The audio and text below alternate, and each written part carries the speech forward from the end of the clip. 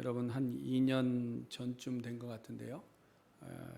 가수 나훈아 씨가 깜짝 히트쳤던 곡이 있습니다. 혹시 기억하시나요? 예? 테스형. 테스형. 고대 그리스 철학자 소크라테스를 이렇게 좀 테스형이라고 이렇게 부르면서 사회적 현실과 정치적 상황들을 노래에 이렇게 담았던 그런 곡이 좀 히트를 친 적이 한 번 있습니다. 우리가 소크라테스 그러면 가장 먼저 떠오르는 명언이 뭐죠? 내 자신을 알라. 내 자신을 알라. 워낙 유명한 말이라서 시대를 막론하고 자주 사용되는 명언입니다. 근데 뭐 사실 좋은 뜻으로 쓰지는 않고요. 상대방에 대해서 좀 이렇게 비아냥거리거나 할 때 좀 쓰죠. 근데 이 말을 학교 선생님들은 좀 다르게 쓴다고 그래요. 국어 선생님 뭐라고 그럴까요? 퀴즈입니다. 국어 선생님은 잘 모르세요? 내 주제를 알라. 수학 선생님은요? 내 분수를 알라. 역사 선생님은 뭐라고 할까요? 내 위치를 좀 알라. 그런 말로 쓴다고 해요. 그러면서 이 글을 쓴 사람이 마지막에 가로 열고 지지리도 못난 녀석아 가로 닫고 학생들이 뭘 잘 모를 때 이런 이야기를 한다고 합니다. 근데 사실 여러분 자신을 아는 것만큼 어려운 것이 없죠. 여러분들은 여러분을 잘 안다고 생각하십니까? 근데 사실 우리는 스스로를 잘 안다라고 생각하지만 사실 우리 자신을 잘 모르는 것 같아요. 소크라테스도 그런 거죠. 내 자신을 알라 그랬는데 자신을 너무 잘 알기 때문에 이런 얘기를 다른 사람에게 한 것이 아니라고 그러잖아요. 그래서 제자가 물을 때 선생님 그럼 선생님 압니까? 그랬더니 나는 내가 뭘 모른다는 것을 그래도 나는 안다 라고 이야기했다라는 것이죠. 우리가 어렸을 때 불렀던 문답식 동요가 하나 있습니다. 당신은 누구십니까? 혹시 기억나세요? 당신은 누구십니까? 그럼 뭐라고 그러죠? 나는 석태희. 그러면 또 다 같이 뭐라고 해요? 그 이름 아름답구나. 이렇게 하죠. 제 이름이니까 아름답죠. 다른 사람 이름인데 뭐 창피하구나 뭐 이렇게 붙이기도 하고 그럽니다. 그러나 여러분 우리의 이름이 나의 전부는 아니죠. 우리의 이름이 나를 정의할 수는 없습니다. 그래서 많은 철학자들이 스스로 이 질문들을 많이 던집니다. 나는 누구일까? 당신은 누구인가? 라는 것에 대한 질문들을 좀 던지죠. 그래서 조금 알았다고 하는 사람들이 책 제목을 그렇게 씁니다. 나는 누구인지 이제 알았습니다. 뭐 이런 책을 쓰기도 합니다. 내가 누구인지, 내가 어떤 존재인지 사실 우리는 잘 모르면서 이 땅을 살아가고 있는 것 같습니다. 그래서 오늘 우리는 내가 누구인지 또 어떤 존재인지에 대해서 우리가 함께 오늘 본문을 가지고 묵상해 보려고 합니다.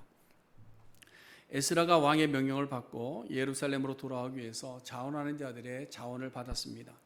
그리고 그 사람들을 한 곳에 모았는데 보니까 레위 사람이 없는 겁니다.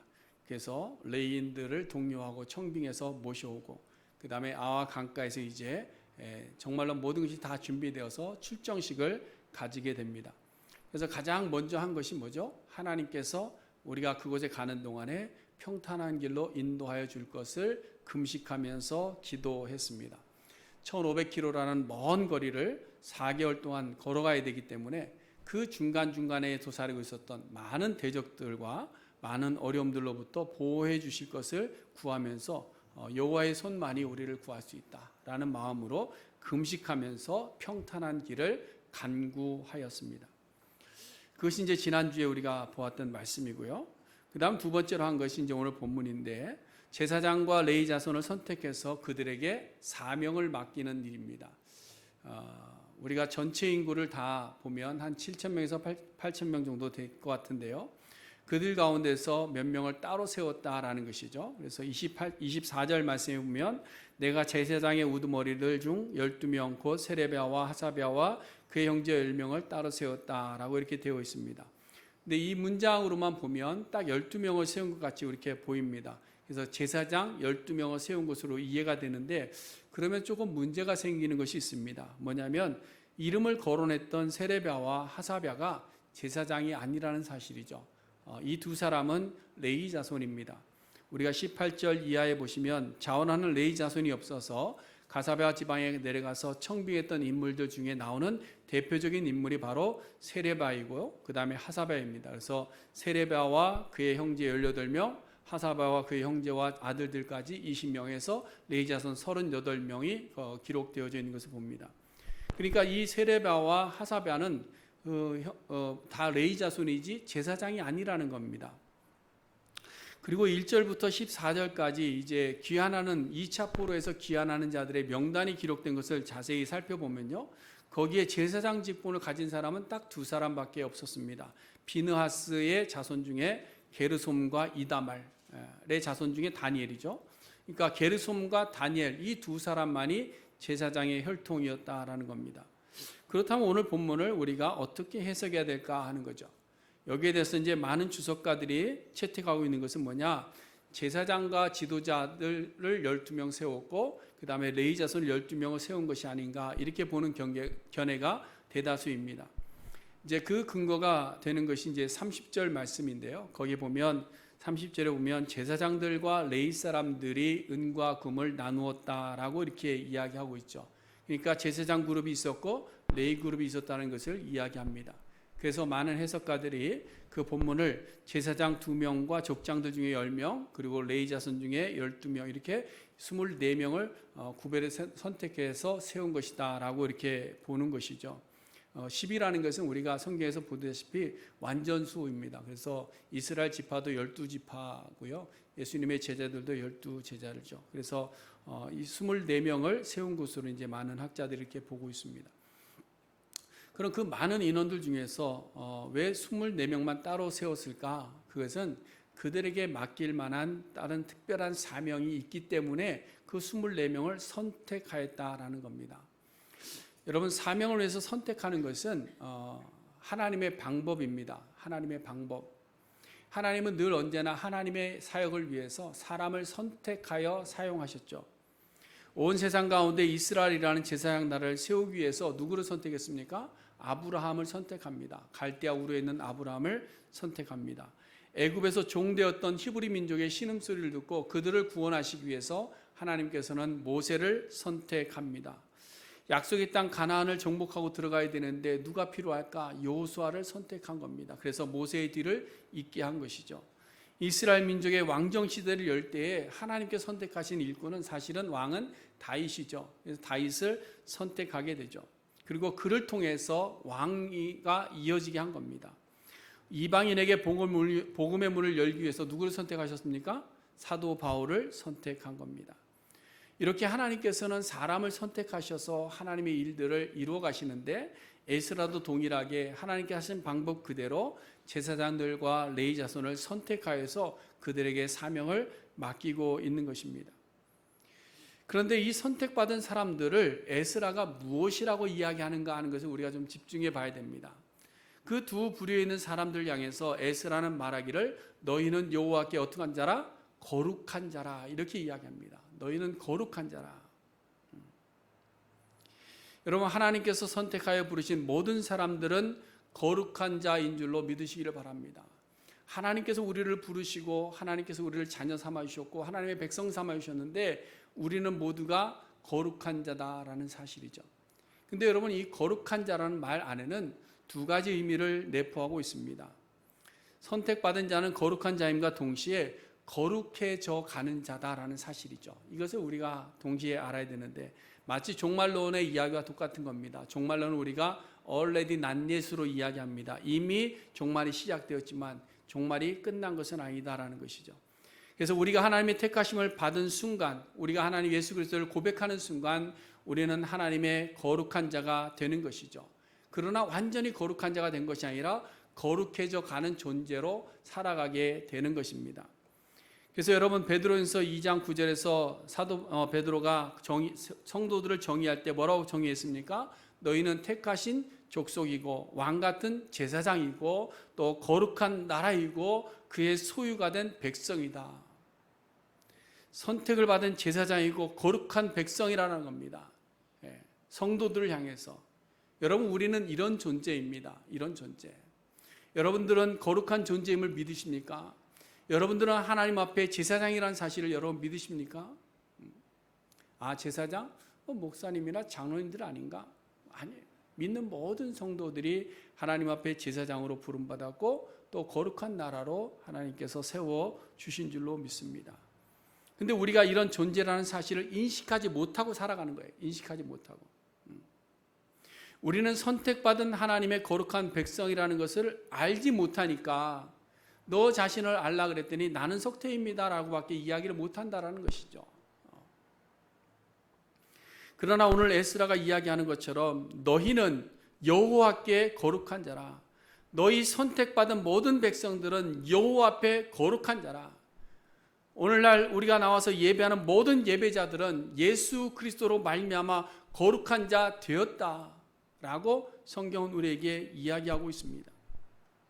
그럼 왜 우리가 이미 거룩한 자 되었는데도 말씀을 읽어야 되고 묵상해야 되고 기도에 힘써야 되고 날마다 나를 쳐서 복종시켜야 되느냐? 그것은 바로 거룩에 이르는 동안에 우리에게 말씀이 필요하고 우리에게 기도가 필요하고 우리가 나를 쳐서 복종하는 것이 필요하기 때문에 말씀과 기도가 우리에게 있어야 되는 줄로 압니다. 그래서 여러분 디모데전서 4장에도 보시면 디모데전서 4장 한번 찾아볼까요? 성경을 자꾸 찾아보셔야 되는데 디모데전서 4장 찾아봅시다. 제가 가진 성경으로는 신약 성경 339쪽에 있는데요. 디모데전서 4장 보시면요. 1절부터 쭉 보시면 이 세상은 미혹하는 영과 귀신의 가르침과 유혹이 있어서 거룩을 떠날 수 있는 그런 환경이 우리에게 온다라는 겁니다. 예수를 믿어도. 근데 그래서 5절 말씀에 거기 권면하기를 이렇게 권면하고 있죠. 하나님의 말씀과 기도로 거룩하여 짐이라. 완전히 거룩한 것이 아니라 말씀과 기도로 험한 세상 가운데서도 거룩해질 수 있다. 악한 영의 통치 아래에 있는 동안에 우리가 거룩함을 망각하지 않을 수 있는 길은 말씀과 기도다라는 사실입니다. 그래서 우리는 계속해서 거룩을 이루어 가는 존재가 되었다라는 것을 우리에게 이야기합니다. 그리고 나서 이제 6절부터 보시면 믿음의 말씀과 좋은 교훈으로 양육받아라. 그러니까 여러분 우리가 예수 믿는 것이요 그냥 교회에 등록하는 것으로 되는 것이 아니라 믿음의 말씀과 좋은 교훈으로 양육을 받아야 되고요. 말씀과 기도로 우리를 날마다 쳐서 복종시켜야 되고 거룩해져 가는 삶을 이루어야 됩니다. 그래서 7절에 보시면 경건에 이르도록 연단해라 이렇게 이야기하죠. 그래서 마지막 8절 가서는 사도 바울이 이렇게 이야기합니다. 육체 연습은 약간의 유익이지만 거룩을 이루는 경건은 범사에 유익하다. 그 범사는 뭐예요? 금생과 내생에 이 땅에서도 유익하고 하나님 나라에서도 약속이 된다. 이 말씀을 하고 있는 거예요. 그러니까 여러분 우리는 거룩한 자 되었지만 거룩을 위해서 달려가는 자들이 되어야 되는 거예요. 그래서 말씀을 읽어야 되고 말씀을 묵상해야 되고 기도의 삶을 살아야 되고 예배자의 삶을 살아야 되고 나를 날마다 말씀에 비춰서 쳐서 복종시키는 삶을 살아가야 된다는 거예요. 근데 마지막 9절 말씀에 보니까 이렇게 기록하고 있죠. 미쁘다 이 말이여 모든 사람들이 받을 만하도다. 이 말을 다르게 이야기하면 받는 사람도 있고 받지 못하는 자도 있다라는 거예요. 여러분 이 말씀이 굉장히 중요한 말씀입니다. 우리는 이 땅을 살아갈 때에 선택하면서 살아갑니다. 그렇죠? 선택하면서 살죠. 그 직업도 내가 선택하고 우리는 스스로 이야기할 때 종교도 내가 선택해서 교회도 내가 선택해서 나오는 거고 사람도 내가 선택해서 사귀는 거고 내가 해야 될 일과 하지 말아야 될 것도 내가 스스로 다 선택하면서 살아갑니다. 이것을 우리는 자유의지라고 하죠. 하나님께서 우리에게 자유의지 주셔서 우리로 하여금 선택할 수 있는 힘을 주신 겁니다. 그래서 우리는 모든 것을 선택하면서 살아가는 거죠. 그럼 신앙이 무엇이냐? 우리에게 허락하신 그 선택권, 자유의지를 가지고 하나님께서 나를 선택하신 그 부름을 또 도리어 선택하며 사는 것이 신앙입니다. 하나님이 우리를 먼저 선택하셔서 부르셨는데 그 부르심을 내가 깨닫고 그것을 선택하는 것, 그것이 신앙이라는 거예요.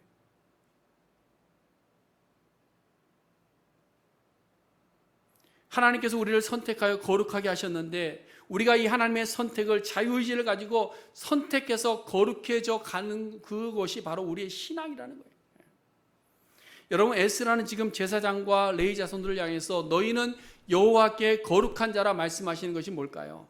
너희들이 잃어버렸던 아이덴티티를 좀 다시 찾기를 원한다라는 겁니다.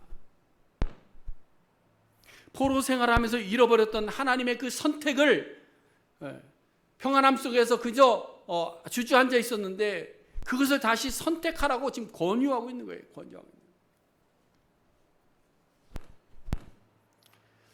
성경 한 곳을 더 찾아볼까요? 고린도전서 한번 찾아봅시다. 고린도전서 3장입니다. 고린도전서 3장 16절 말씀 보세요. 16절.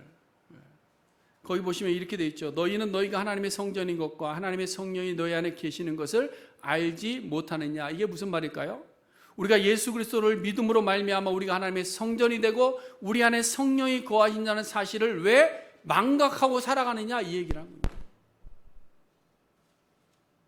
너희는 이미 예수 그리스도로 말미암아 너희 안에 성령이 거하시는 거룩한 자가 되었는데 왜 그것을 잊어버리고 살아가느냐, 왜 그것을 선택하지 않고 살아가느냐, 이 이야기를 하고 있는 겁니다. 그래서 그 다음 17절 말씀에 누구든지 하나님의 성전을 더럽히면 하나님이 그 사람을 멸시하리라. 하나님의 성전은 거룩하니 너희도 그러하니라. 그러니까 여러분, 우리 존재는 어떤 존재예요? 거룩한 존재. 믿으십니까? 왜? 우리 안에 성령의 거하심을 믿기 때문에. 우리 안에 성령의 거하시고 우리가 성전인 것을 우리가 선택하는 것이 신앙입니다. 그런데 우리는 그것을 잊어버리는 것이죠. 베드로도 똑같이 말씀하고 너희는 거룩한 나라라 이야기하고, 사도 바울도 똑같은 이야기합니다. 너희는 거룩한 성전이다.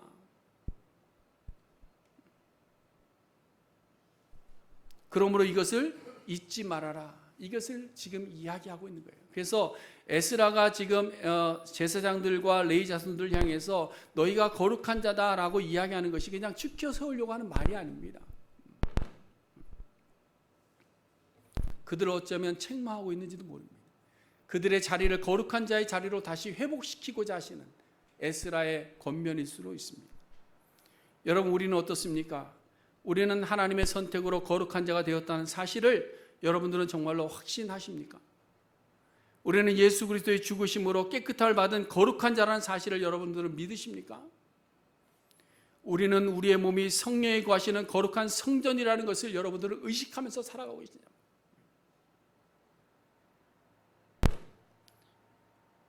우리가 거룩한 성전인 것을 알면 우리는 뭐예요? 우리는 하나님 앞에서 정직할 수 있고요. 우리가 성전인 것을 알면 우리는 세상 앞에 머리 숙이지 않을 수 있습니다. 어제 새벽기도 시간에 나눈 말씀인데 모르드게가 바사제국의 2인자의 자리에 올랐던 하만에게 머리를 숙이지 않았습니다. 무릎 꿇지 않았습니다. 왜 그랬을까? 묵상해 보는 가운데 모르드게가 누구냐? 베냐민 지파 사람입니다. 하만은 누구냐? 아말렉 사람이에요. 아말렉 아가왕의 자손입니다. 그러면 이해가 되는 것이 이스라엘을 그렇게 괴롭히던 아말렉 족속이 아무리 나보다 위에 있다 할지라도 나는 그 앞에 머리를 숙일 수 없다라는 겁니다. 다니엘의 세 친구가 바벨론의 느부갓네살 동상 앞에 절하지 않은 것도 마찬가지입니다. 신앙의 지조입니다. 신앙의 지조. 그들이 우상에게 드려진 음식을 먹지 않은 것도 거룩한 자로 선택받은 것을 지키려고 하는 지조였던 것입니다. 그런데 오늘날 교회 안에 믿는 성도들의 숫자는 많아졌지만 점점 신앙의 지조를 지키는 자의 숫자는 줄어들고 있는 것이 오늘날의 현실입니다.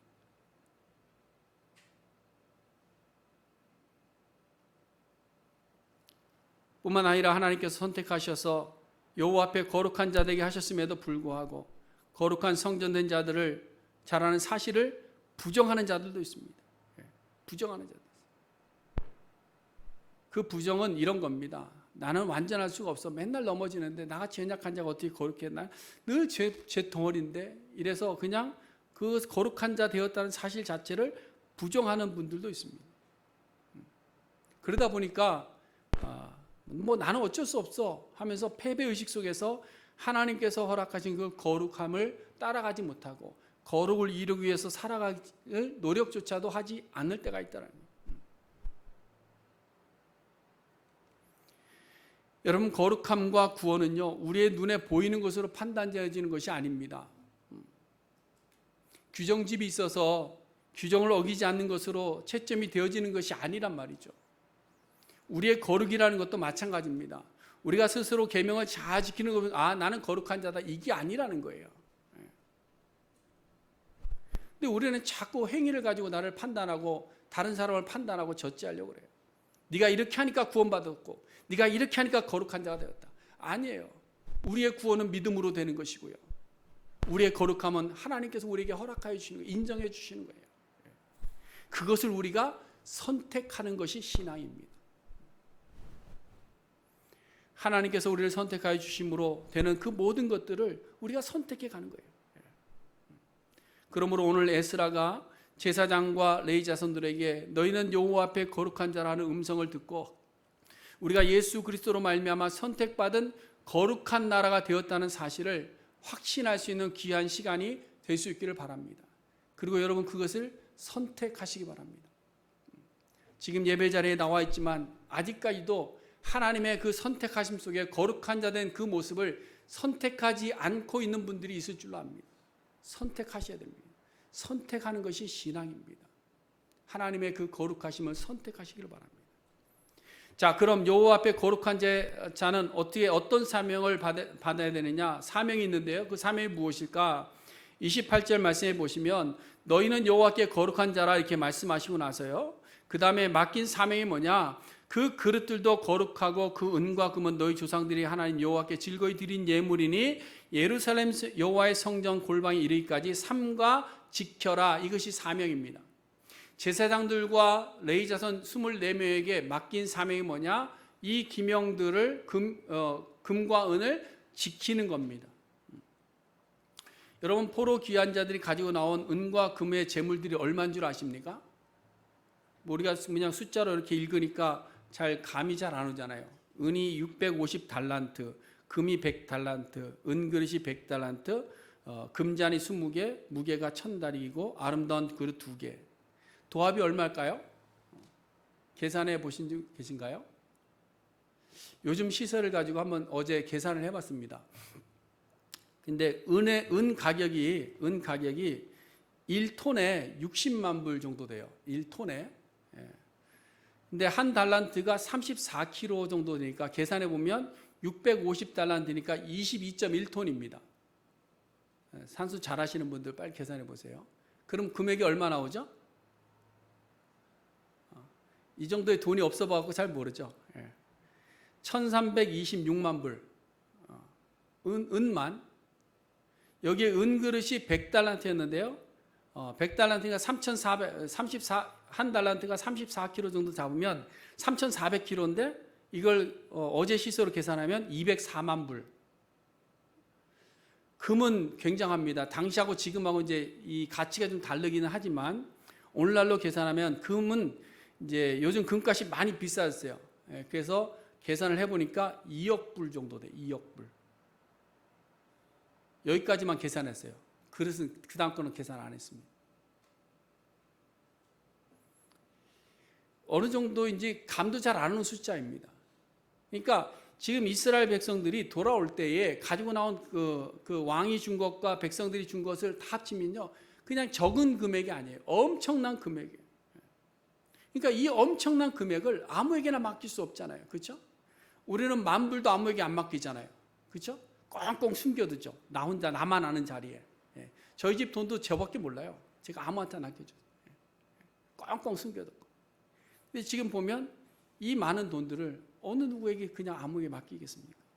그래서 제사장들과 우두머리 되는 족장들과 레위 자손들을 선택해서 그들에게 맡긴 겁니다.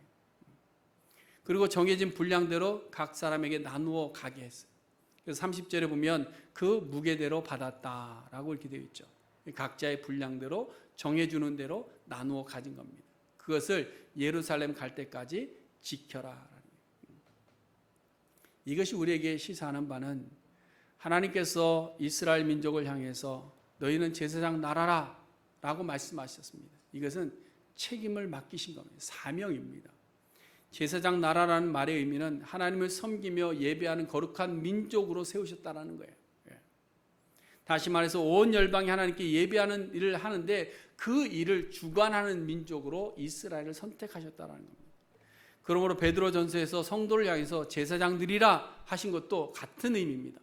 온 열방 가운데 아름다운 예수 그리스도의 덕을 선포하게 하시는 것, 그래서 모든 세상이 열방이 하나님 앞에 나와 예배하는 일에 우리를 제사장으로 부르셨다라는 사실이에요. 그냥 거룩해서 너 아름다워 이것이 아니라 내가 너를 거룩해서 내가 너에게 사명을 맡겼는데 너희가 제사장이야.